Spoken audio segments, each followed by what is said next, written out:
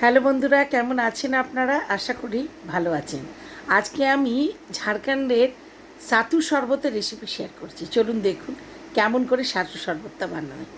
এই সাতু শরবত বানানোর জন্য একদম পেঁয়াজ আর লঙ্কা কুচি কুচি করে কেটে নিতে হবে। আর 100 গ্রাম মতন সাতু নিয়ে নিয়েছি। তার মধ্যে নুন দিয়ে দিয়েছি আর কালো নুন দিয়ে দিয়েছি, দিয়ে জল দিয়ে দিলাম।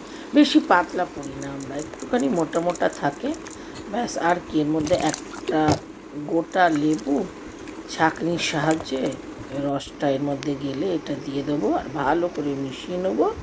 আর তার মধ্যে দিয়ে দেবো ধনেপাতা কুচি আর একটা পাউডার দেবো, যেটা কি জিরে ভেজে হামলদিস্তায় গুঁড়ি করে দিয়ে দিয়েছি। একবার এই গরমে খেয়ে দেখুন আমাদের এইদিকে ঝাড়খণ্ডের সাতুর শরবত। আর কি, আমাদের ট্যাপাটেপির সকালের জলখাবার হয়ে গেল। দুর্দান্ত লাগলো। কেমন লাগলো একটু জানাবেন।